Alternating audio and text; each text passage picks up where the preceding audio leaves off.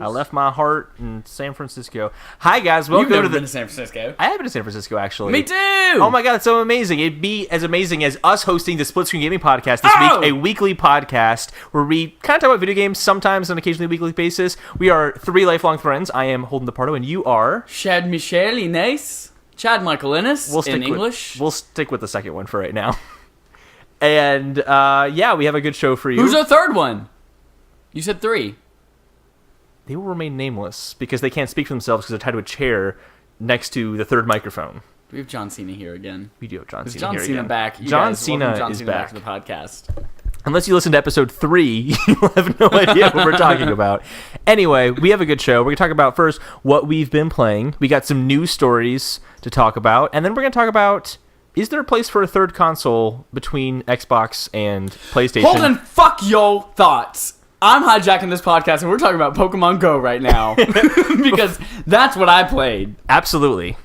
Okay. And you're not hijacking anything. You have an equal voice in this, just like I hope I would have. Okay. But I don't because you're talking to the This podcast, in all honesty, is 5 days late because of Pokemon Go. And I was sick. I will take credit for it as well. Well, Sunday night, I said, Holden, will you come downtown with me so I can catch an Articuno? My head was like, fuck no. And he said, well, I mean, if it's not raining, yeah. I was like, cool. And then we'll just catch it, and then we'll go back and record the podcast. And then he came back like 30 minutes later. He's like, you know what? Like, you go do that. I'll go back to my place. And yeah. So I did it. And then he was sick. But Pokemon fucking Go Fest happened this past weekend on Saturday. I was not a part of the festival, the fest, that you paid $25 if you wanted to get in, or $1 trillion. Which would have been free anyway. What? Because they refunded everyone's ticket, didn't they? Well, if you didn't buy it from a scalper for $200, then yes. Because or if people you are didn't idiots. fly all the way from China. But yeah, Pokemon Go Fest. Servers down all through the event. Fucking no one could connect to it. Hilarious. Awful. Poor people who bought all that shit. But some beautiful things came out of it. Some beautiful, beautiful things. Like those sweet-ass sexy birds. Thanks to Pokemon Go Fest. Very excited. I said I'm hijacking this podcast, so you can shut your whore mouth. Sorry, I'll stop talking. We don't fight on this podcast. It's right, because I just am submissive. We don't fight on this podcast, and that's final. Lugia was gifted to everyone who came to the fest, but because they fucked up so much, anywhere within a 2-mile radius of Grant Park for 3 days, you could fight a legendary raid, which took up like 15 to 20 people to do. Mm-hmm. And then those legendary birds were guaranteed you catch them on the first try, no matter what, for 2 days within that 2-mile radius. Just as a like, hey, sorry, we fucked up. Anywhere else in the world, hey, you had to catch them like a fucking poor person. Was it just that one area that had the problem? Well, no, because Pokemon Go Fest fucked up, which is at Grant Park. Okay, yeah. Yeah, they extended Pokemon Go Fest at first during the festival to a 2-mile radius so that people could get out of the same area and try to ease the congestion on the networks, and then just left it that way. And you could also get Heracross, which I did, which is normally like Central America exclusive or something like that. Mm-hmm. Got that shit. But yeah, I went down there. First of all, Sunday morning. I woke up at 6:45 in the morning because I had to work at 10, and I said, hey, I'm going to go and I'm going to catch some birds before work.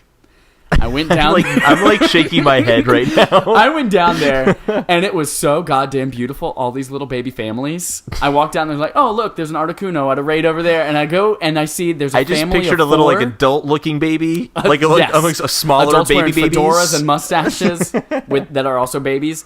There's a family of 4, and then a father and son, like, all standing there. I'm like, hey, are you guys battling the Articuno? And they're like, yeah, but we can't get in, or we tried, and we failed, blah, blah, blah. I was like, cool, let me try too. And we fought it and fucking beat it. But then you catch it because we weren't within 2 miles of Grant Park, and I didn't know it had that 100% success rate. I was like, damn it. Well, I can't fight this raid again. So I went to another raid a couple blocks away, beat that with a bunch of people. There are so many people everywhere. There's so many people playing this game Sunday morning at 7:30 in the morning in downtown Chicago. It's so freaking beautiful. But this is why I knew I had to do it this weekend, because I did this 3 times in downtown Chicago, but not within that 2-mile radius. Beat Articuno, couldn't catch him. And I was like, son of a bitch. It's 9:30. I work in a half an hour. I got to go. So I went to work, and I was like, it's okay. It's fine. I just won't have these legendary birds. I'll get to it one day, and then a friend texts me, hey, look what I just got on the first throw, Articuno. Look what I just got on the first throw, Lugia. And it's like, son of a bitch! And that's when I texted Holden and said, I did. I texted you. And I said, hey, can we go downtown? And I was like that. And then I went downtown, and it was beautiful. I went to the Bean, Millennium Park. I went to the Bean, and there were hundreds of people. This is kind of why I didn't want to go. It just seemed like too much. It's so cool. This huge community is finally back out, but there are hundreds of people there fighting. You had no problem finding 20 people to do this raid. I got that Articuno, boom, like that. I got that Lugia, boom, like that. I went and found 2 more Articunos, got them bitches up in that snatch, caught them up in my balls. You're so excited. Tuck those balls deep inside my Pokedex. After Chad tells me the story, I remind him he can no longer make fun of me for playing so much Zelda. We don't fight on this podcast. We don't. So I got those sweet ass birds. Listen, down below. I knew I had to do this Sunday. I'm gonna talk over you right now, Chad. Articuno. It's been confirmed. Articuno's going away on the 31st. Oh, really? I should get on that. Yeah, you should. So I was like, I have to do this now while everybody's so excited about it, and everyone was out that weekend. Otherwise, I would have so much trouble trying to find 20 people to defeat this raid with me. Yeah. Because on Tuesday, I had the day off work, and I was like, you know what? I was on my way home from the gym. I was like, oh, there's a little Lugia raid over there. I'm sure there'll be enough people. I walk over there, 2. Me and one other person. No fucking way I'd ever catch that bird again. So I'm so glad that this podcast is late.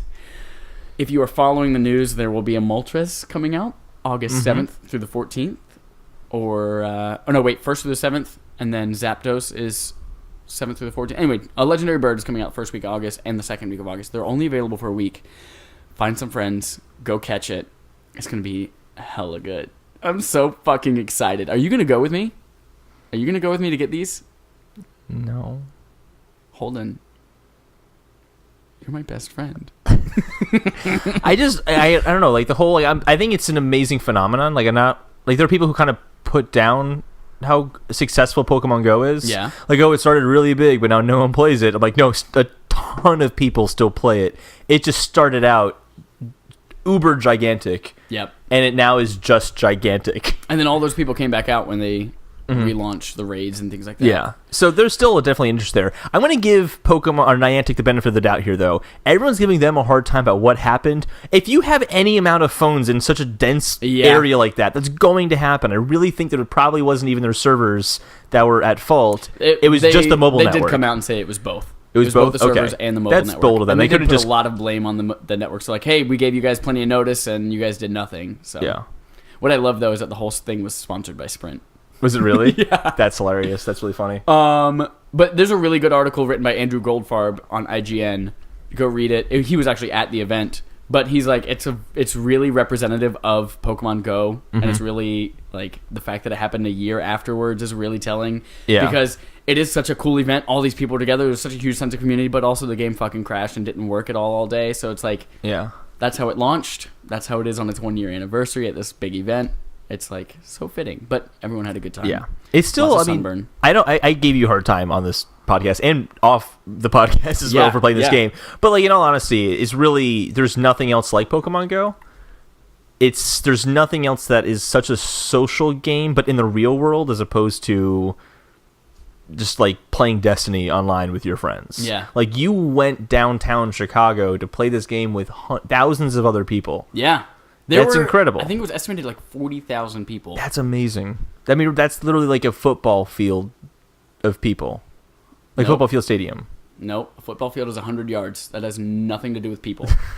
The stadium has seats, Chad. Okay. And you can sit in those seats. But I did say football field, and then I said stadium kind of delayed after. But oh, see, I stopped listening because we don't fight on this podcast. You just stop listening to people when they say things opposing your own views. That's how it works. Yeah, that's Trump's America. That's Trump's America, absolutely. We're not political podcast, Holden.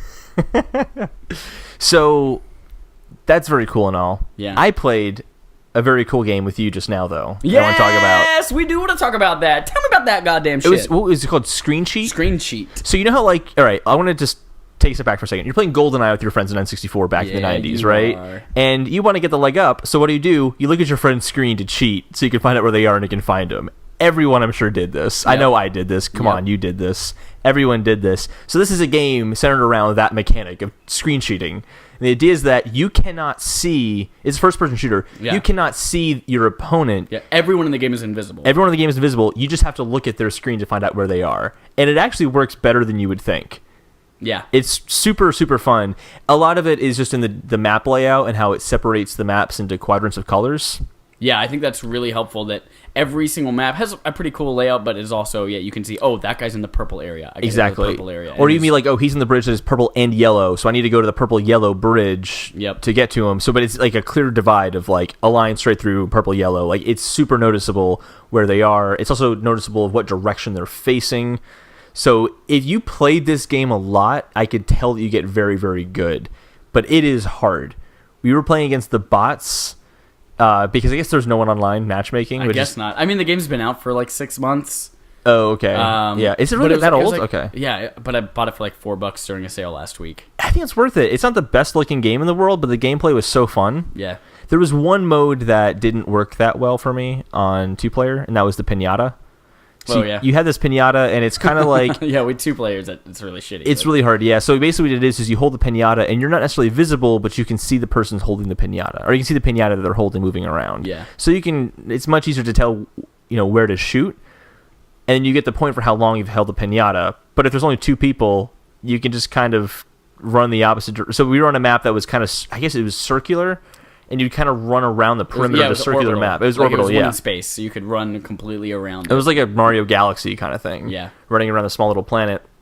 But you're rolling, and orbital, it's not purple. The right it's word. Spherical. Spherical, yeah. I don't know. Ellipsoidal. I get what you meant. There was a purple, a red, a yellow, and a blue section. So, like, if Chad was in the blue section, and I'm coming after him... he can see that I'm in the red section and just keep moving one space or one color ahead of me. So I was never really going to catch up to him unless I could turn around and hope he doesn't notice I'm going the opposite direction. Yeah, but again, the whole thing is look at the other person's screen. Yeah, so it's fun. It is super, super fun. It's fun. I kind of want them to do... I guess it's not even re-releasing it. I think people would have fun if they played that game. Yeah. I don't think it's a very well-known game. I think it would work really well on the Switch. That's just because you want everything on the Switch. I want everything on the Switch. Actually, it wouldn't work well on the Switch, actually, because you couldn't do 2 separate Joy-Cons for 2 people. Why not? If you're doing twin-stick shooter. It's not a twin-stick. It is a twin-stick shooter, yeah. No, a twin-stick shooter is a top-down, one controls your movement, the other Okay, that's fair. I guess I'm saying you use both sticks to control it because it's a first-person shooter. I guess you're right. And I guess you could use the directional buttons, like the C buttons on the N64 to control the camera. I don't think so. That would be really terrible. You could, it would be awful. It would be awful. In concept, it's that kind of couch co-op game that would work well on the Switch, minus the fact the controls of the Switch don't work with it. Also, if you played it on the go with those 4 tiny baby screens. Yeah. But it's fun as shit. Go play it. I think it's very like fun. $10 in full price. Actually, it'd be terrible on the Switch because imagine if you're doing like local ad hoc play or something like that. You'd have to like sit next to the person you're playing with and like look over at their Switch occasionally to see what they're doing. No, it will always show you all screens. No, but saying on the Switch, like if it were to work like that, like having split screen on a handheld that you're holding yourself would look kind of weird. So that itself would be weird. But also doing it on the Switch where you're looking over at your opponent's Switch would also be weird. Like, there's just no way that game would actually work. So my whole... You heard it here first. It would be terrible on Switch. It'd be terrible on Switch. Switch. Terrible. But I started saying it was going to be great. It'd be terrible. It'd be awful. But I played one more game this week. What else did you play? I played Until Dawn. Yes, you did. And I beat it. Until Dawn, not the VR Rush of Blood to the Head. Yes, not which Rush, I don't like. Coldplay album, sorry. But Until Dawn's awesome. It's just a horror movie you're playing out. Actually, it's like a horror TV show that you're playing out. Yeah. And I don't... Like one how of those much... teen slashers. My question for you is, how much does it really change, depending on your actions? We're going to go spoilers right now. There are straight up characters that aren't there anymore. Because here's... You're talking about like the butterfly effect stuff? Yeah. I don't know. I've only played through one time, but I do know that like there are things like if you could either not make out with this girl and she's wearing all her clothes, or you could be making out with her and she's in her bra and panties. So in one scene. I thought you played it multiple times. No, I only played it once. Oh, okay. Because I don't know like how they could really change things that much, because we're doing spoilers. This game's been out for long enough. Yep.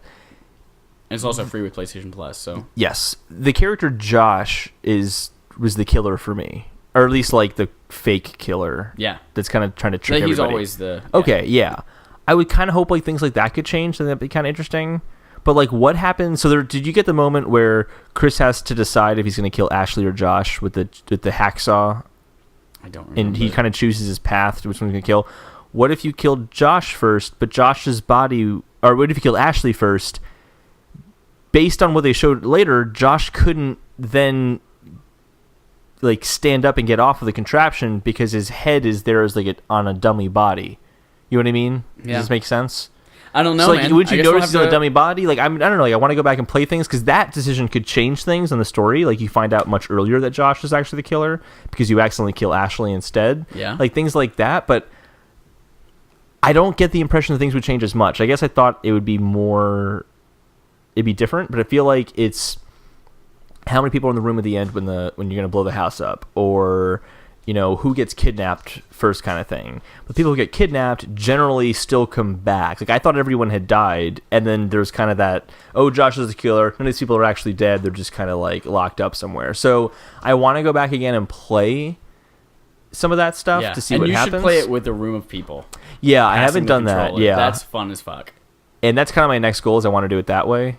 All my roommates are home now, so... yeah, they are. All that right. should work there you out. Go. And... But it was still really fun to kind of like be in those moments and be like, oh shit, okay, I got to either hide or run right now, and I really don't know what the consequence... I really like the hiding mechanic where you have to hold the controller completely still. Exactly. Yes, and if you move it, you're caught. Yep, that worked super, super well. I also like how the game teaches you these mechanics, because I was kind of playing around with it in the replaying it again, so I played the beginning all over again. So it's like in the beginning, a squirrel comes up to you, and you have to like get the squirrel to eat some acorns out of your hand. You have to keep still in order to do that. Yep. That's just teaching you how to keep the controller still without any consequence. Because I kept failing. I kept purposely moving my controller over and over again, and I had the squirrel run away, and then kind of like start to kind of come back again. And I did it 3 times, and he kept doing it over and over. So I liked how they kind of taught you that. That way, when it did matter, when the killer was just around the corner and you were like hiding, like, and come you're get like, me, just kidding. Yeah. Come get me. I'll move my controller on purpose. Just kidding. Yeah, like that was cool. They did that. There's also, I think, one of my favorite moments of, oh, I love how this decision kind of tied back in really well. Did you leave the baseball bat downstairs in the basement? I don't remember. So there was a point where you're Hayden Panettiere's character. Yeah. You're with Rami Malek, and you're in the basement, and you see a bat, and you don't have to look at it if you don't want to, but if you do, you have this little conversation back and forth with Rami Malek about the bat, and then you put it down somewhere, and a little butterfly effect thing comes up. So I'm like, oh, this will matter at some point. Later on in the game, Hayden Panettiere is being chased by the killer. She's running down to the basement, and the baseball bat's down there for her to use. Like, I liked those kind of moments where something completely inconsequential you would think actually does have big consequence. Damn it! Now I want to play this game again. So I do want to see the so small... long since I played it. Let's play this right now. Let's stop. I would play it again. And let's play. Yeah, we'll stop recording the podcast. This kind of podcast is fucking stupid anyway. We don't fight in this podcast. We don't fight. So on this podcast. I guess what I'm saying overall is that I feel like there would be those kind of small differences. Like, I would still get captured by that killer in that moment because I get the impression that's kind of what has to happen. I just wouldn't have had the baseball bat and be involved. Is it those kind of decisions where I don't think so. An element is just kind of part of the same sequence, but it doesn't necessarily impact the sequence? I'm pretty sure they're bigger changes. Like, it's not you always get the same ending no matter what, but yeah, not necessarily ending, but like that chapter ends the same way no matter what you do. I'm pretty sure they're pretty big changes. I'm curious to see how that kind of plays in a second playthrough. But it was, even without those changes, it was still enjoyable. Yeah. Kind of going through it. And it's funny because it kind of lends some insight into like the quote unquote stupid decisions that people make in horror movies. Like Emily at the end got bit by the monster. She was going to turn into the monster at the end of it. And there was the whole like, do we shoot her or do we not shoot her? And I'm like, I like Emily's character. Like, not like liked it, but like they're her friends. I feel like I have that connection there. I don't want to just kill this person that I've been like talking to this entire time. Whereas in like a horror movie, it's so easy to be like, fucking kill him. Yep. Like, it's done. Like, why would you keep him around? They're obviously going to turn into a zombie. Yep. There wasn't that moment. I do, however, really want them to make this style game for like a Dawn of the Dead, like we're trapped in the mall, like kind of decision making in those scenarios. I think that'd be really fun. Well, they're not doing that because they're making 4 other games at the same time right now. Are they really? Wow. They're making, well, I don't know if it's 4. It's definitely 3. Did they make the game we played last week where... No. Okay. They are making a PlayLink game called Hidden Agenda, They are also making a VR game. The Impatient or something like that? Yes. Yeah. The one that's like a prequel to that, or like takes place 40 years before that. And then they're also making like a cover-based shooter one, I think. Really? Interesting. I can't remember. But yeah, they announced 3 things at E3 that they're making. Yeah. So that was really good. I had a good time with Until Dawn. It's free at PlayStation Plus, so... Yep. Hey, you know what else I played? Fucking the coolest VR game I've ever played. Superhot VR. Yeah. Play this shit, y'all. If you have a VR headset that has Oculus... Super hot. Or PlayStation VR... Super Go hot. fucking get it. Because it's the best VR experience that I've had to date.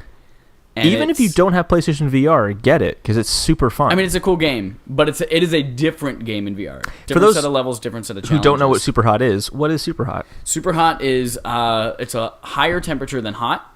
Oh. It's when you touch it and then you're like, that was super hot. Interesting. And then VR is when you're like, I couldn't think of a cuss word that starts with a V. Sorry. Venereal. There you go. Super hot. Venereal rabbits. Yep. Okay. That's how it works. Yeah. No, the gameplay is, it's like little short bursts of scenarios. Like you're on an airplane and there's terrorists. You got to take it over, and you just go through little quick vignettes that are 10 seconds ish long each, and you have to kill these guys. They're just red polygonal guys, and you have to kill them. But the shtick is time only moves when you're moving. So if I stand completely still, then everything is frozen, and I can kind of survey the area with my eyes and be like, all right, what am I going to do? All right, I'll punch that guy, I'll throw a knife at this guy, or I'll shoot him in the head.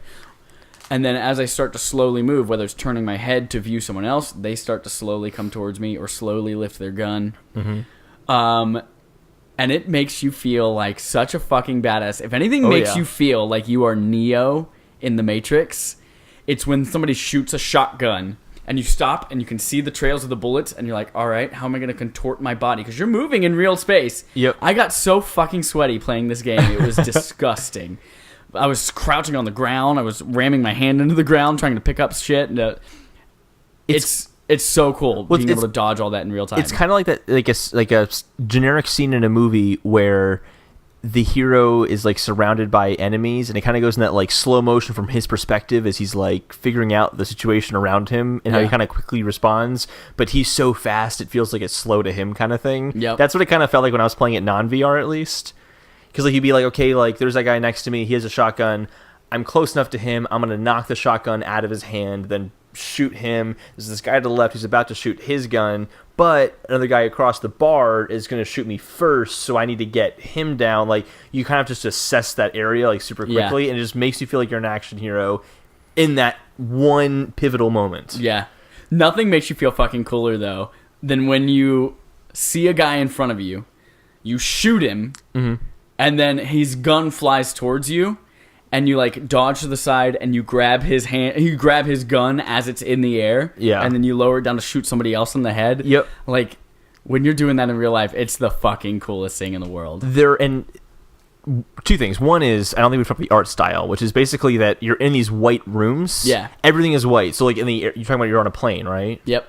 All the seats are white, the aisles are white. Gray, everything's just like white and gray, But the characters are orange. So they kind of stand out very... They were bright red in this one. They're bright red. Okay, maybe they were bright red in the console version as well. But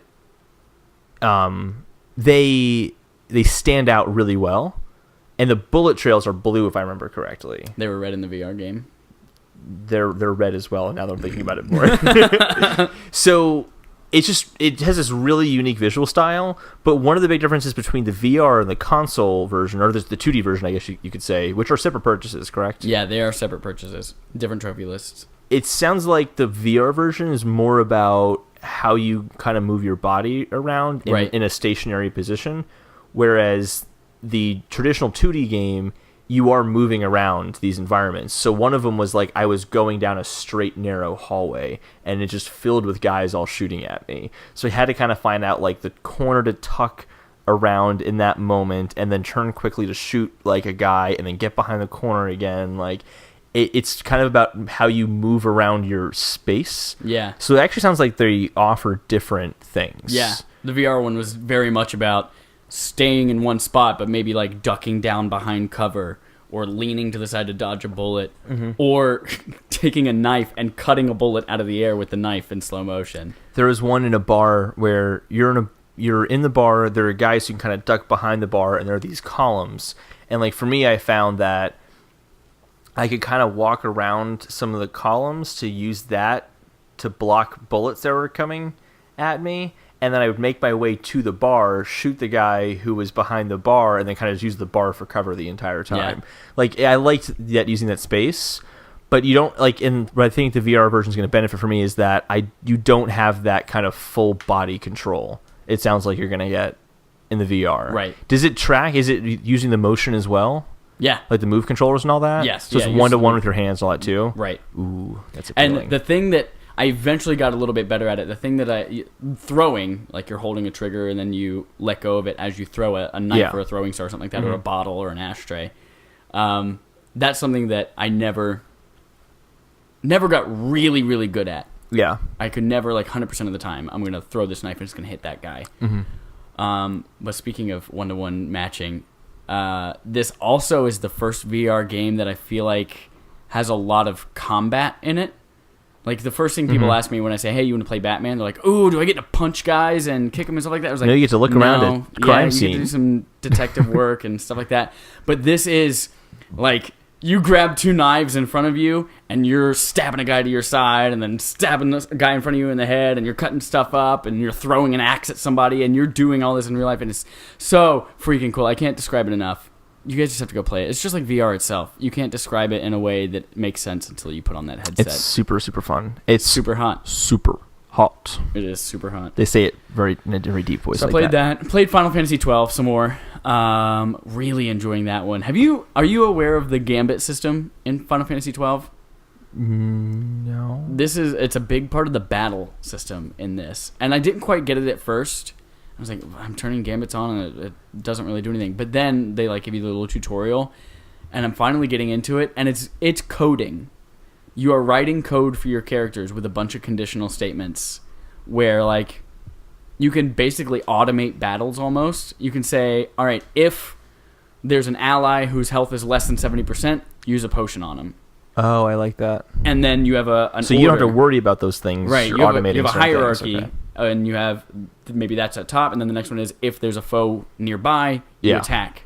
If there's a foe targeting me, use fire. But you start with only 2 gambits, so you can have like a heal and an attack and things like that. And you have one for each character. So you can spend a lot of time, you unlock different types of gambits. So if you wanted one that's like, if I'm fighting a character with a weakness, attack that weakness, or things like that. Yeah. But you have to buy those from merchants.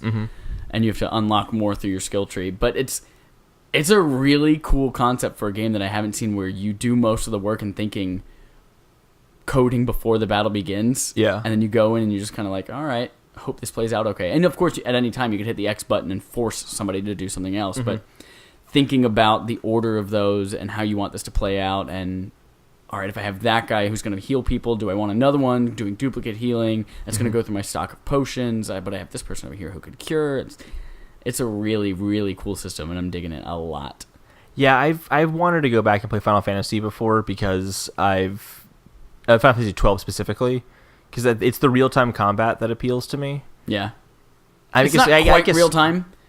Like, you do have an ATB, like the active time battle in Chrono Trigger. Yeah. You have a time bar that you have to wait to fill up before you can use your... But you can move around the scene. Yeah, You're not, like, standing in place just kind of bobbing back and forth until you're told what to do. Right. Or told you can do something. You can say, attack this guy, but then you are just kind of moving around until your time meter fills up, and then you'll attack him. Yeah. That appeals to me more than just the stationary, like Final Fantasy VII or anything before that style. I guess actually Final Fantasy X. You just like turn-based. Yeah, only turn-based. Well, that's not exactly true. That's exactly what you just said. I mean, like, I still like Pokemon. Until it's your time to do something. I know, but like, it's specifically, because that's not fair to say, because I liked I Am Setsuna, and technically speaking, that is turn-based, but you're still kind of thinking about how you're moving around the space. It's specifically I am stationary. I am just gonna get hit if that guy hits me. That's a turn-based RPG. You don't like turn-based RPGs. You like strategy games. I like strategy RPGs, yeah. But I feel like I can make a decision that prevent me from getting hurt. in those, where I feel like I can't do that in a Final Fantasy style game. Right. Now, correct me if I'm wrong, though. So what I'm getting the impression this actually isn't the case, but in Final Fantasy XII, I couldn't say dodge a move. Right. Okay, because there's no dodge command. In Final Fantasy VII Crisis Core, you could do that. Right. And I liked that a lot. That's why I loved Final Fantasy VII Crisis Core. It was a good PSP game. It was. Yeah. PSP has a lot of good shit. Yeah. Hey, did you play anything else at all? Nope, I had nothing else to add. Let's talk about some news. Because Pokemon Go and illness got to us, we've got a lot of news. We do. Most of my stuff is actually still from the prior week, honestly. Yeah? Yeah, because we're doing another episode Sunday still, so I figured I'd just save a lot of this week's news for that. But if you already have stuff, okay, we can do that too. Okay. I want to start with the biggest news, I think. Tell me your biggest news. RuneScape. Yeah. is coming to mobile and tablet devices with crossplay. I don't actually personally care about RuneScape. I was just more surprised that it's still around. I didn't know it was still a thing. I remember playing that back in high school, which was a long time ago now. Not super long, but yeah. I just didn't remember that being a huge thing even then. I never played RuneScape. Neither I don't even did know I. what it looks like, what the gameplay looks like, but I know there were a lot of people that played it when it was RuneScape, I mean, it's a very rudimentary 3D world where it's like one of those things where you walk up to a guy and you say attack, and then his arm just kind of moves the sword back and forth. Gotcha. Doing an attack move. Rock'em Sock'em Robot style. Exactly. Yeah. It's not very we'll say high production value, we'll say. Well, I guess it is 30 years old now almost? It's over a decade. Let's find out together. Let's find out. While you're looking that up, this is interesting. Mm-hmm. Doom update 6.66. Yeah. Do you get it? Because it's about hell. I do get it. And the devil. Holy crap. Initial release June 4th, 2001 for RuneScape. 2001? Really? I thought it was a 90s game. No, it wasn't a 90s game. Okay, well, definitely that's not. 16 years. Well, no, because EverQuest and those were kind of the EverQuest was one of that was the big MMORPG of the 90s, wasn't it? And then this was the free online browser game that you could play. Yeah. It was kind of if you don't want to pay for EverQuest, you can play free RuneScape, basically. RuneScape, yeah. RuneScape. So, Doom update 6.66. They are getting rid of the season pass and making all their DLC free. This is if you bought the season pass 14 months later. Mm-hmm. I don't think it's if you bought the season pass. I mean, you paid for all of that content a year and 2 months early. So I think you got your time out of it. But yeah, I think that's really interesting. It's a game, and most of it's multiplayer content anyway. So it's a game as your servers are starting to get a little bit more dry and people aren't playing it as much. It's a great way to entice new players. Give those who did pay for it, who are still active community members, gives them people to play against. Mm-hmm. I think it's a good move. It is. And I kind of wish more people would do that. As you go through life with your game. What am I trying to say? As your game gets older, ditching or at least significantly reducing the price of the DLC to kind of get more people in. Well, it's similar to what DICE is doing with Battlefront 2, where all the new maps that are coming out are free because we just want people to have access to that content, so they all have that same game experience. You can pay for extra skins and yeah, and it doesn't fragment your multiplayer community, which is super important. I have this map, but you don't, and I have this map pack, but you don't, and then none of us can play together. Yeah, good move. That was a good move. So here's a story from this week, plus a story from last week that I think are related and important. Are they Pokemon Go related? They're not Pokemon Go related. Why are you talking about it then? Because all that matters is Pokemon Go. Because you talk about Pokemon Go and I make fun of you for it. Okay. But we don't fight in this podcast. Okay, Mr. Boost 2. Boost 2 is a great game. You make fun of me for playing threes too much. That's what I play too much. And then it's a circle, and then the circle kind of unfolds, and you're on top of the two. It is so cool. No, I get it. Talk about your news story. It's seriously, one of my favorite things to do ever is to listen to house music and play Boost. It just works so well. It's really good when you're tripping on LSD too. Tell me about your news. So, the first part of this is that the PlayStation 4 was the #1 selling console in June. Yeah, surprise, not. I have to wonder, is it because people didn't...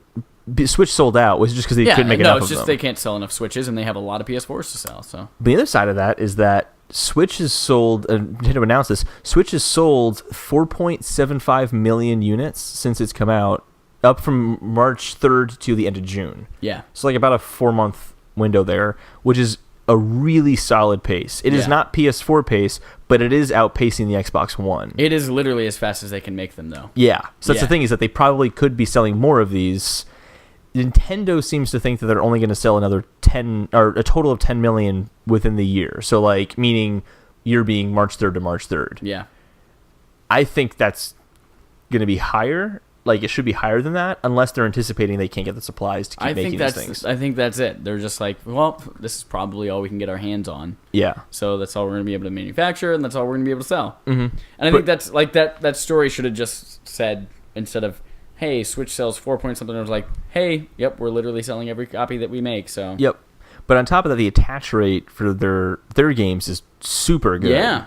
I think 85% of players bought Zelda. Which is down from 104% or 110 or something like that back in Yeah, it was like March. 104%, which is absurd. I was always going to go down. Yep. And then Mario Kart sold like 3.8 million out of the 4.7 million, which is also an incredible attach rate. Yep. And then ARMS, in its first 2 weeks, sold over 1 million copies globally. Who would have thought a new awesome system with nothing to play on it, and people are going to buy a Nintendo game on it? That's crazy. Even if that's what you buy the system for. We'll talk more about that in our future segment, but yeah, I think it's just good for ARMS, because I think ARMS actually did better than Splatoon did when it came out. Not Sure. Splatoon 2. Because people like Switch and nobody likes Wii U. Well, no, but look at the attach rate for the Wii U. There are people who are still like, I mean, when Mario Kart came out, that still sold super, super well. Yeah. It was never going to sell that well, but like there was a base there of people who still really were interested in buying games. So Splatoon comes out, the next kind of big thing for Nintendo, they didn't really jump on that as much as they jumped on ARMS. So it does show that ARMS could actually be a franchise that has some staying power, possibly, or at least right now has some interest. And I can at least speak that to the quality of the game. If people were expecting what they got, they're going to like it, and they're going to keep playing it. I've put 30 or so hours into it already. I think it helps that ARMS was a close to launch, like it was a launch window title. Yeah. Versus Splatoon that it did come out like a few years later. A few years into Wii U's life cycle. So right now people are itching for things to play on their Switch. They're itching for switching. They're itching for switching. Yeah, so they're looking actively for like, I have this cool new console. I beat Zelda. Yeah. What do I do next? Oh, there's ARMS. Yeah, it might not be good, but who cares? I'll play it anyway. Mm-hmm. Whereas Splatoon, they're like, yeah, I already gave up on my Wii U. Bye. Yeah. The reason I paired those two stories, the Sony PlayStation 4 and the Switch sales, is that those are probably going to be the dominant consoles, I think, for a little while, which is good for Nintendo, because it definitely means they're kind of bringing that comeback. Yep. But it does mean that it's not hurting the PlayStation 4. Yeah. They are this is now separate. 2 months in a row that PlayStation 4 was the best-selling console. Yeah. Which is, I have no problem with that. That's great. It means that there's a really healthy industry right now where there's interesting games that you experience them in different ways, but they're not impacting each other. Yep. Is what it seems like right now. That's awesome. That's super great. Rising tide floats your boats. That's the saying, right? Whatever floats your rising boats is the tides. Whatever floats your boat. The moats. I think just whatever floats your boat.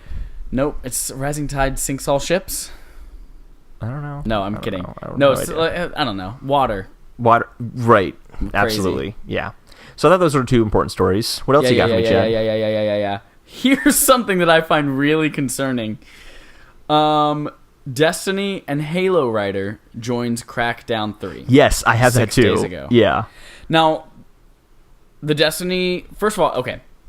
Destiny Rider, Halo Rider, great. They're fine sci-fi stories. Apparently there's enough of a story in the Grimoire cards of Destiny. Mm-hmm. I'm not concerned that the person who's joining Crackdown 3 is the issue. I'm concerned that the game comes out in 3-ish months. And they have a writer for it. And they just now brought on a writer for it. That's what concerns the hell out of me. Absolutely. So, unless maybe they're bringing it on because they want to have story-based DLC content. Maybe. That's possible. That I think is the best case scenario. Yeah, that's best case scenario. It's like, hey, we finished a game and it has a really great story to it already, but you know what? Tell us about Terry Crews. Actually, it's a good point, because if it has a great story already, they already have writers who made a great story. Exactly. So why is John Goff, who is the former Destiny and Halo writer, coming on with just a few months to go? Also, too, do you want to bring on the Destiny writer? I mean, the lore wasn't even in the game. Is Crackdown going to be like, you found this little puzzle thing, now go to this website and find more out about the story? Yeah, I mean, that's not the writer's fault. Exactly, it's not the writer's fault. That stuff was there, it was just in a stupid location. Oh, I'm just making a dumb joke. Yeah. I don't actually mean that. But speaking of Terry Crews, apparently he is a playable character. Oh, interesting. I thought he wasn't a playable character. I thought he came out and said that. That was all ambiguous at E3, and now it has been confirmed. Yes, Terry Crews is a playable character. There's so much shit around Crackdown 3. This game's gonna bomb. I really think so. It's gonna bomba. La Bamba. It's a shame because Xbox needs that game to do well. Yep. So, anyway.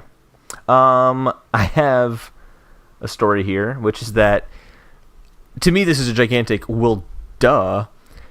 Kingdom Hearts 3 director is not considering a Switch version until after the PS4 and Xbox One versions are released. AKA, I'm not making a Switch version of this game. Yep. I'll tell you this now and hope you never bring it up again later on. Yep. No shit, there's not going to be a Switch version of this game at launch for starters. There's never going to be a Switch version of Kingdom Hearts 3. It is just too damn good looking of a game to be on the Switch. End of story. Yeah, also... they're spending 1,000 years making a PS4 and 360 or Xbox One version. Yeah, they're not going to devote 500 more years to making. And it also sounds like this game's kind of a development hell anyway, and it's getting released next year, regardless of how finished it is. Can't wait for that one. It's Square Enix. It'll be delayed. Oh no, there was, I can't remember where I was reading this, but there was some sort of like rumor that their plan is it's getting released in 2018, and if they have to like release content afterwards, so be it. They're releasing something with the Kingdom Hearts 3 label in 2018. But they also did an event to announce a Final Fantasy 15 release date and then didn't hit that release date. So like they're big on like, we're gonna hit this date, we promise you, but no, they're not. But they've never said we're gonna release Final Fantasy 15 regardless of if it's finished or not. You're right, and they've also never said that. They haven't said that, but there's rumors of that, and the rumors came from, at the time, I remember being good sources. So, well, at the time, I remember, my name's Holden DePerdo. Look at me sucking up that cheesesteak. I don't know what exactly that means. I'm sorry, what it's I euphemism. said. Xbox One pre-orders will open soon. Yeah. And by that, I mean One X. One X, yeah. Yeah. You can pre-order an Xbox One S right now if you wanted to. One more thing. Okay. This is my last news story before we get to the one that kind of leads to our topic of the show. Can I introduce it? Can I introduce the next story after the one you're about to talk about? Yes, absolutely. Yeah. God damn it. We don't fight on this podcast. We don't fight on Split Screen Gaming Podcast. I didn't realize how big of a thing this was going to be. Did you read the article about the Overwatch League players and like their compensation and things like that? Oh, I read about this today, but I didn't actually like read into it too much. I just saw the headline. So Overwatch League is Blizzard's new thing that they get like housing and healthcare and all sorts of shit. I just brush it off like everything's like, oh yeah, it's going to be an esport now. Like that's the cool new thing for people to do is make their game into an esport. Yeah. But this is like they're trying to make it similar, like on the level of like the NBA or MLG I think or it should Overwatch be there. League. And yeah, I think that's really cool, but they're actually taking steps to make that happen. Like they have team owners in different cities, people with lots and lots and lots and lots and lots of money. Like New England Patriots owner Robert Kraft and New York Mets COO Jeff Wilpon. They have teams, Overwatch teams. But these not characters, they're people, they're real life people that are playing these games. These players, the league mandates that they have to get at least $50,000 a year, which for playing a video game, that's pretty awesome. Yeah, that's pretty $50,000 a year. They get health insurance. They get housing during the season, whatever that season is. They are allowed to bring people, just because maybe your city's in Boston and that's where your team's located, you're still allowed to recruit people from other countries as long as you can meet all of these demands. So as long as, like, you can bring someone in from Korea as long as you can make sure they have health insurance and get $50,000 a year and have housing. That's insanely awesome. Yeah. That totally took that to another level in my head. Like, I respect the hell out of that. I didn't quite grasp that that's the scale they were going for with this esports I think that's kind of the start of you getting to the point where it's like, oh my god, they just signed this guy out of the team for a $10 million contract across 10 years or something like that. Like, if they're doing this is something that like Blizzard sees money in.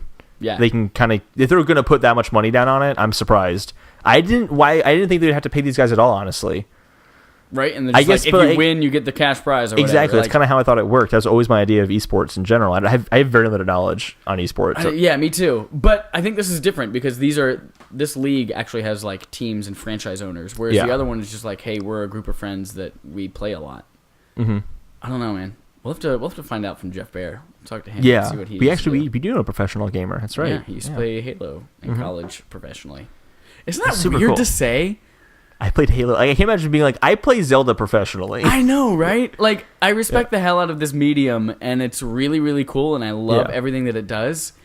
But even in my own head, it's not on that level. Well, I guess there are different types of esports, from my knowledge, is that there are like competitive esports where it's like, I'm playing StarCraft against you because I'm better at it than you are, or I'm proving better at it than you are. There's like the Halo versions. There's like, Call of Duty. Is Call of Duty? Is there esports for Call of Duty? There is. Everything fucking has an esport now. But like a game like Mario or Zelda can never be an esport. There are speed runs you could do. Like that's kind of an esport in a way, but I don't feel like that would catch on the same way that Overwatch as an esport. Like no one's gonna gather around in a stadium to watch a guy play Zelda in 50 hours. Yeah. But it's really fascinating. $50,000 a year. Yeah. Healthcare, housing. That's huge. At least $50,000. Like that's minimum. They have to be paid $50,000 a year. Good. Yeah. I mean, if they're like, hey, I want to recruit this guy from Korea, I'm going to incentivize him. Maybe I pay. That's a livable wage. You could live off of being a professional Overwatch player. Yeah. That's a huge step. That's super cool. I'm on board with that. That's awesome. I might try to get good at Overwatch. You have to buy it first. And for the record, a long ass time ago, when we played Overwatch for the first time because it was free that weekend or something like that, and I was like, you know what? I bought it. I had a really great fun time, and maybe I'll put like 30 minutes into it a week or something like that. And Holden's like, you're never gonna play that game again. I have not touched it since I bought it. I was right. It's been months. Have not played it again. But Doomfist came out today, who's the new playable character, so maybe I'll pick it up again for 10 minutes. I mean, I had a lot of fun, but I don't know. I have so much time to devote to other things instead. Yeah, it is fun. It's just not a game that I see myself as like my main go-to game. Yeah. And it's one of those games that that's your game to play. Oh, I have time to game? Cool, I'll play Overwatch. I don't know. How does Josh Osborne do it? I don't know. He plays fucking everything, and he sees fucking everything, and he works a full-time job. Who is he? I don't know. I bet he's a time turner. Fucking Hermione Granger. So, you ready for our feature? Yeah, go for it. So, Atari has announced the Atari Box console. What a stupid thing. It is a dumb name. It's hard to say it's stupid because we don't really know what it is. That's why it's stupid. Here's what we know about it. The design, I think, is very cool, for starters. It is either red and black or like wood paneling in black, which the wood paneling in black. It's not that we're uncertain what color it is. You get a choice of the two. Yeah. We are very certain about those two choices in colors. But the wood panel in black sounds like it'd be ugly. I think it looks kind of nice. So it has a cool design to it, but we know it's going to have like built-in old Atari classics on there. Do we know that? Yes, they have said that. In that way, because that's where kind of the NES Classic comparisons are coming from. Right. But then they're also saying it can play quote-unquote current games, whatever the fuck that means. Yeah, that's where it gets uncertain. Modern console specs. Do they say modern console specs? I feel like that phrase popped up. Okay. I can see them having a console that is as powerful as a PS4, not a PS4 Pro, but a PS4 or an Xbox One. I can see that. I don't think this is going to be as powerful as a PS4 Pro or an Xbox One X or anything like that. But the way they're talking about it, saying that they play... Oh, here it is. Atari plans to deliver classic games in the Atari Box alongside current content, and that's in quotations. So current content. That could mean Assassin's Creed Origins is coming out, and like Wolfenstein's going to come out for this thing.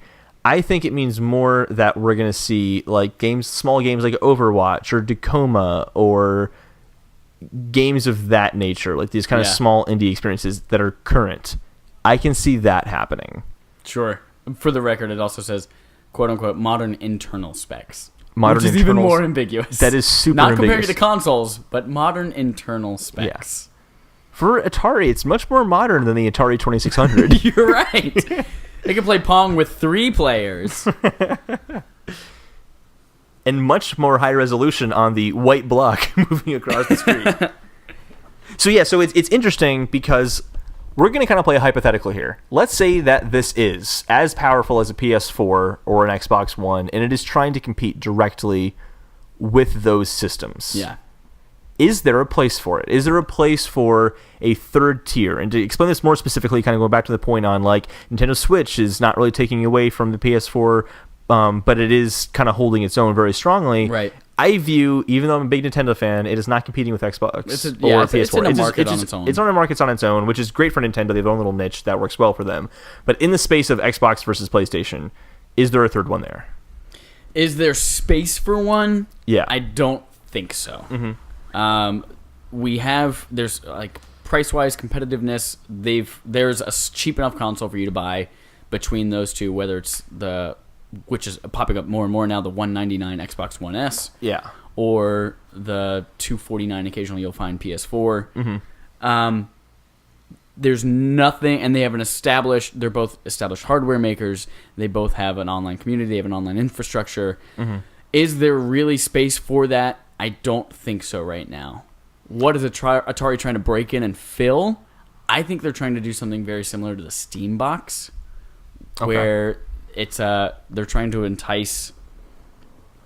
Basically, the reason I think this is because they've confirmed they have 4 USB ports, and an SD card slot on this thing. So they want to expand it so you can download more games to it going forward. So it's an SD card slot, 4 USBs. I think what they're trying to do is say, hey, here are things you might find in Steam or downloadable titles that you can now play in your living room. But so nobody really wants that because those are already coming now. All the Battlegrounds, Player Unknown, whatever the fuck that thing's called, is coming to Xbox and all. Like, I'm glad you're going that direction. Making their way to console. We don't need a PC version of those things in the living room. I'm glad you're going that direction because I kind of feel the same way. Whereas, like, if this were 2005, 2006, when Xbox 360 and PS3 were coming out, I think it'd be a much different story. Right. We're at this point now where consoles and PCs are converging in a way where consoles are kind of more of just like a tailored PC with a brand. Right. And that's where it gets trickier because that third tier technically now is the PC. Like, you can get a PS4, you can get an Xbox One, they have their exclusive games for it, but if you want more power or you can kind of have a similar gaming experience where the graphics are high quality and all that, you get a PC. Right. So, yeah, it'd be kind of a tough niche to handle, but that's where I think that they might be able to do something unique where if this is as powerful as a PS4 or Xbox One, what if it costs $200? And you're able to play the new Assassin's Creed coming out on a system that's far cheaper. Far cheaper, I think, is wrong. By the time this comes out, you're already seeing Xbox One S for $199. I've seen it now twice since E3. But is that a sale or is that a permanent price? That was a sale. Tag? I mean, it's $249 full price, so $50 extra bucks. Yeah. But for a system that has not only Assassin's Creed, which is, I don't know why we're using that as the benchmark game, but not only has Assassin's Creed and all these third-party things, but it also has a strong lineup of first-party game. Well, strong in quotes. We'll change to a much more better game, actually. Not Assassin's Creed. We'll do Ni no Kuni. That's an exclusive to PlayStation. It doesn't matter. Ni no Kuni. But anyway, it has that and a whole lot more. It has Xbox Live. It has first-party games. It has a community of friends that are already playing that with you, of millions and millions of people. So, yeah, I don't think that $200 price point would entice anyone. It's still $50 cheaper, which is the cost of a game. Like, that kind of pricing structure has worked in the past. When do you see this thing coming out? I'm thinking probably holiday. The fact that we know nothing about it, probably holiday, and you're already going to see bundles with, like, buy an Xbox One S and get 3 free games, or get Halo and all of this for, like... Oh, yeah, this is why I think I'm bringing up the question of, like, is this... like viable. No. I really think that Atari thinks they could fit in that way because they're subtly placing themselves in the zeitgeist a little bit more. That makes me feel like this is more than just like a Razer Shield or something like that, like the Shield TV. Because in the Blade Runner trailer, there is a gigantic Atari sign in there. What purpose is that there for if they want to sell? It was in the first one, wasn't it? It was in the first one. I think it's in the second one too. But no, the reason that's in there I think is because it's a callback to the original. They didn't have to do that. Like, Atari definitely put some money down to make sure they were in the fucking trailer of Blade Runner. Like, I don't know. But that's a fair point. I will concede to that. But I do think that they want themselves to be known a little bit more. Yeah. They're teasing this. They're making it mysterious. I don't think they would do that to say, and it only plays Atari games and, like, small indie titles. So like, here's the question. What does it take? What do they have to do in order to cement themselves as a third pillar? They have to compete on every way in the major ways. They have to have a good online infrastructure, which I actually don't think is impossible. No. But the chances of it, I think, are kind of slim. They have to have really good infrastructure. They have to have a great controller. The box has to be... Controller's important, yeah. They have to have a... And I mean a great controller, I mean like, ooh, that looks like a controller I want to put my hands on. Like, you have to look at it and be like, that looks sick. Because the console already kind of has a really kind of like, ooh, that does look kind of sick. Like, I would want that under my TV. Yeah. Depending on like, if like, it was only the design that mattered, I do think the Atari actually does look better than like a PS4. Especially the PS4 Pro with its like, you know, Big Mac design. Hamburger. Yeah, it's like Big Mac with 3 layers. So there's that, but it also has to have unique games. If it has unique games, I fully believe that any console can do very well. Yeah. And I think that's the key. It has to be cheaper. It has to have a better controller. It has to have cheap games. And I think the interface also has to be pretty sleek as well. I think the interface is important, definitely. Infrastructure is important. I think the biggest thing is it has to have all of these third-party relationships. Yes. So it has to build these relationships with Ubisoft and EA and Bethesda, all of these things. But it needs a stellar line of exclusives. And Atari... Do they even own a lot of their own old brands still? I don't know. I think it's like fragmented. Like the games themselves are owned by somebody. The name is owned by somebody else. The hardware is owned by somebody else. I'm not sure. But they are nowhere near... First of all, they don't have the experience. When's the last time you saw an Atari game released? Or a game developed by an Atari developer? E.T. Exactly. So you would need...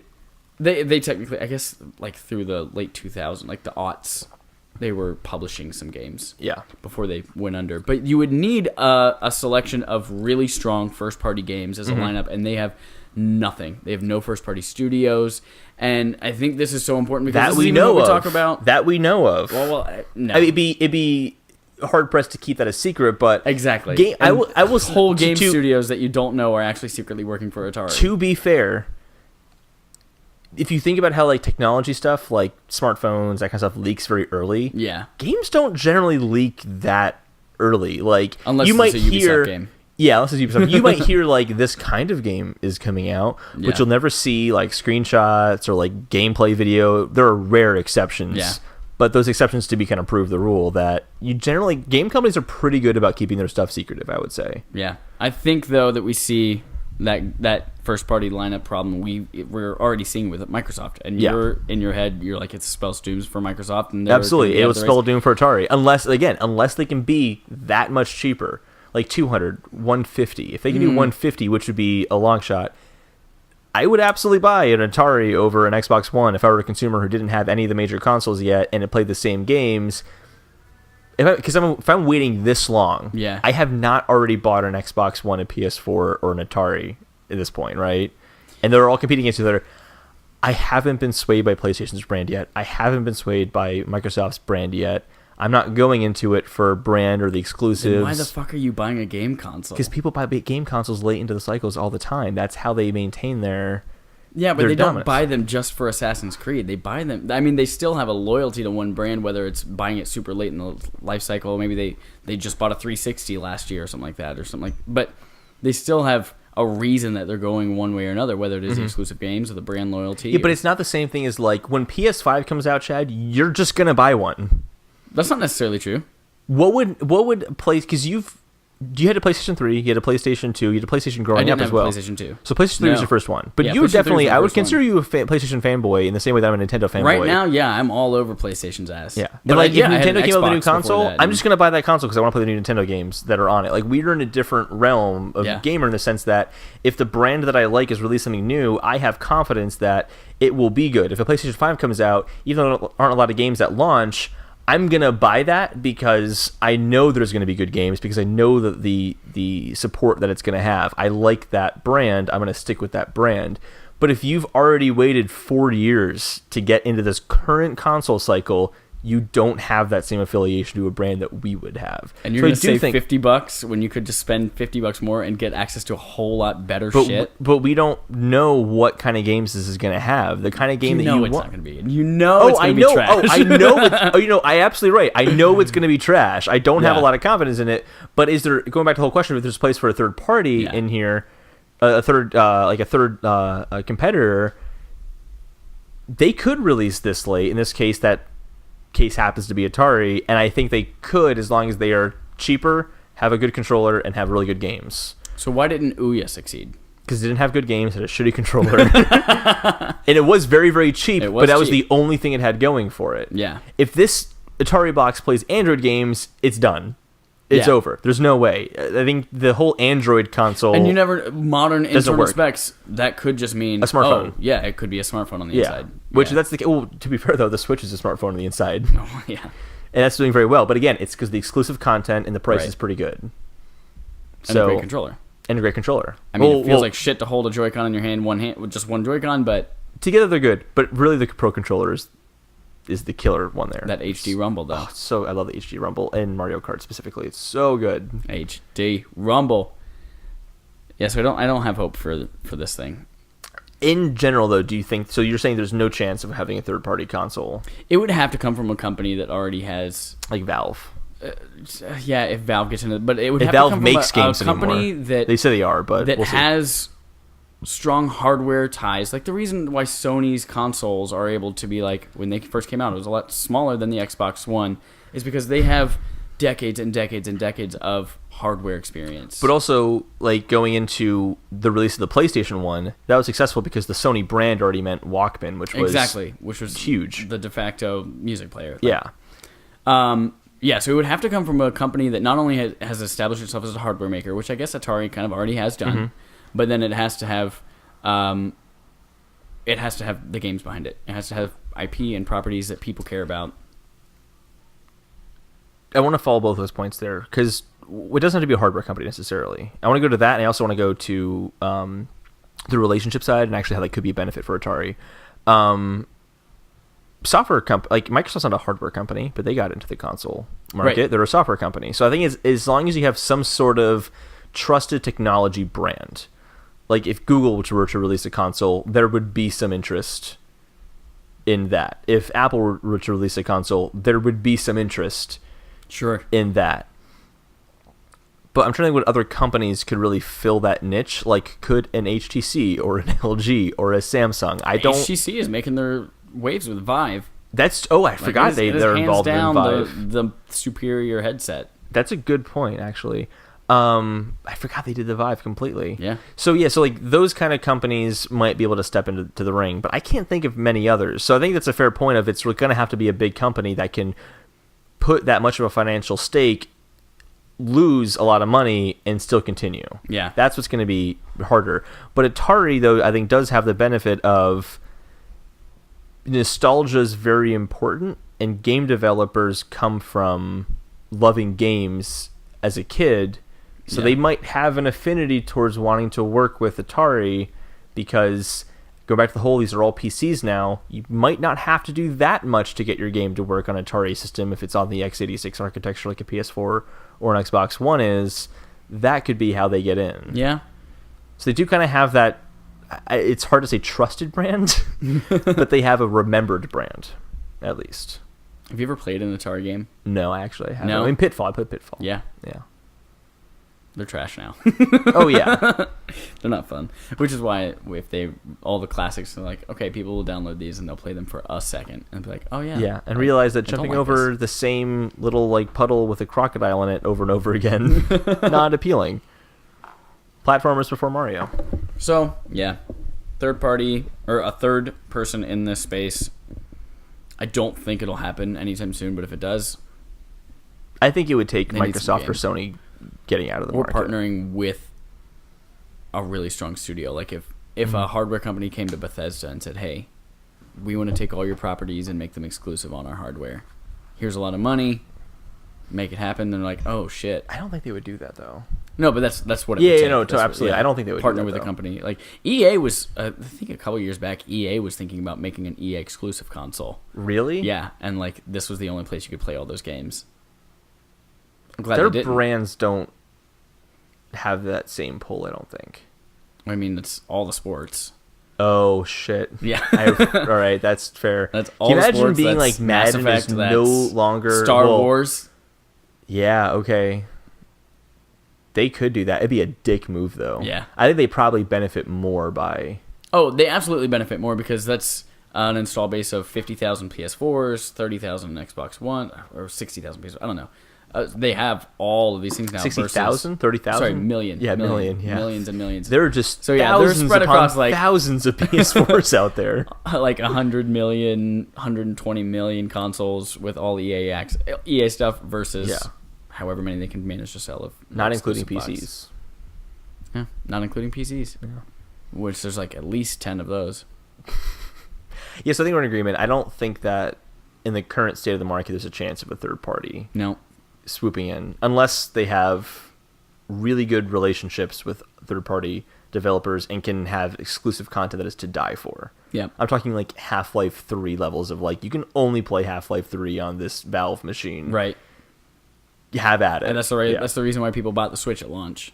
No, seriously. Zelda is what sold the Switch at launch. It is a Zelda machine, and then the promise of it's no longer a Zelda machine, which they're filling in the gaps. But yeah, I would say it's no longer a Zelda machine. No, you're right. It's a Zelda and a Mario Kart machine. And Arms. Arms is great. It's not good. It is so good. You played it for 5 minutes. I played it for an hour. Why is it not good? It's just not fun. You're just punching. The controls aren't as precise as I want them to be. I don't play with the motion controls, to be fair. I play... Well, that's the only way I played it. Yeah. So I like playing it a lot. It's just... we're not going to do it because it's a whole conversation. But yeah. So yeah, do we have any... And we don't fight on this podcast. We don't fight in this podcast. We do have an interrogative, right? I think so. I think you interviewed someone and dropped it in there. Let me see what the... And by interviewed, I mean... Hey, y'all.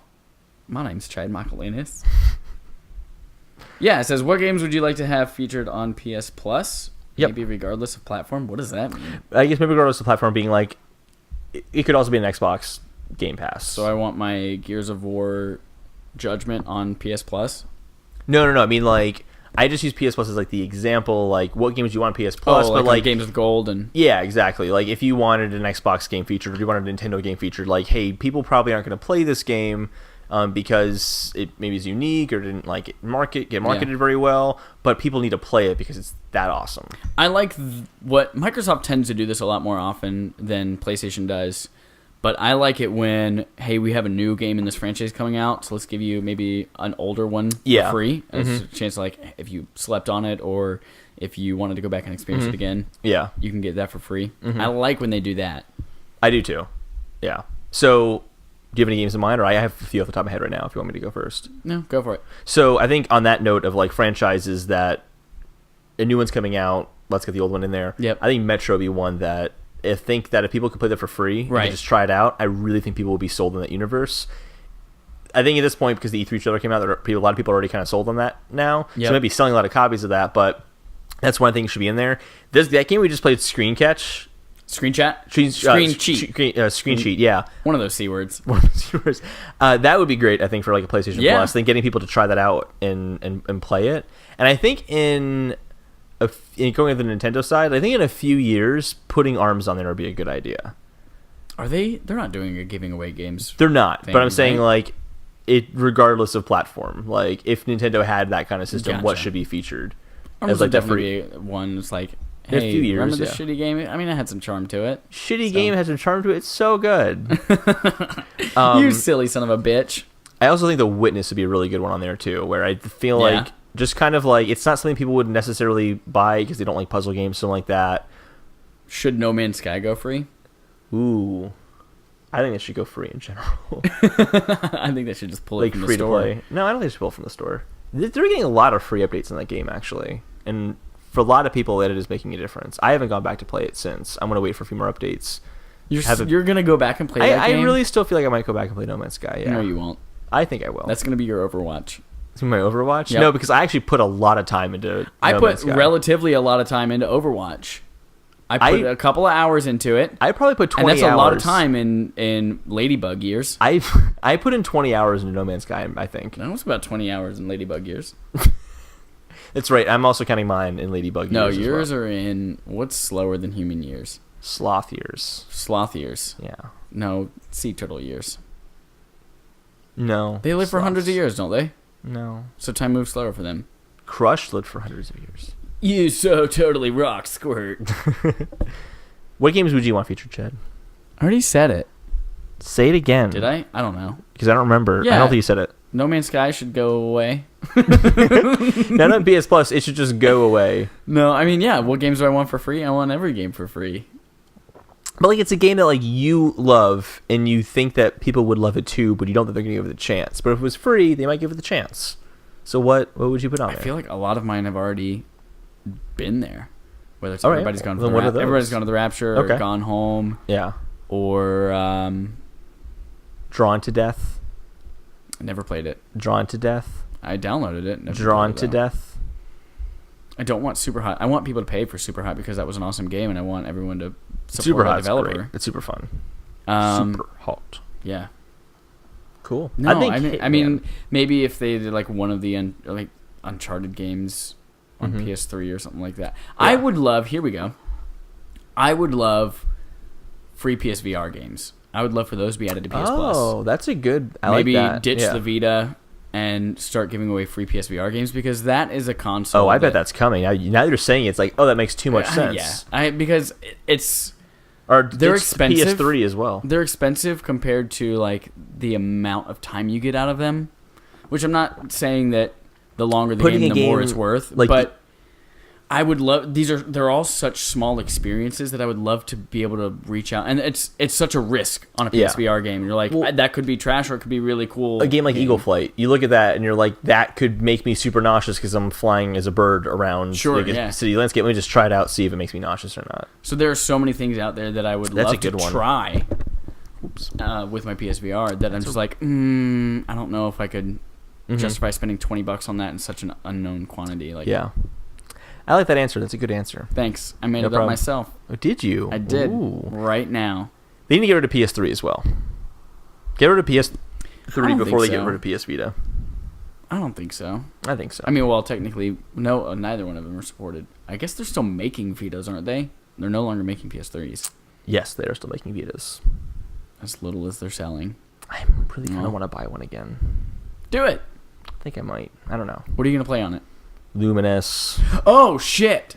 What? There's a story that I forgot to mention. I don't know how I forgot this. What? Did you see the rumored PlayStation firmware update 5.0 updates? No.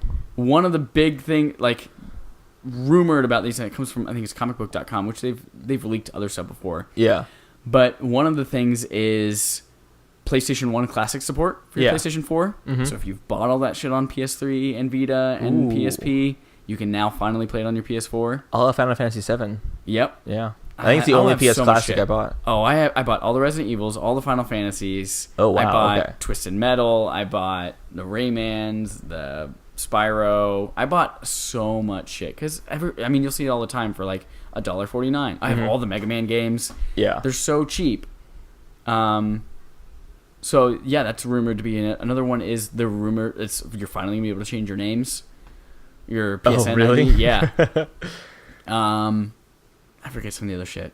Damn it. No, but like that was the big one, is the PS4, PS1 That's classics. awesome. That's big news. That should have been there from day one. Yeah. I mean, technically it is still a rumor, but there's some legs to it. Mm-hmm. Very cool. I think that's the end of our podcast today, yeah? I don't think I have anything else to add. Yeah. Hey, guys. I bet some of you look great right now listening to this, and some of you probably look like you should take a shower.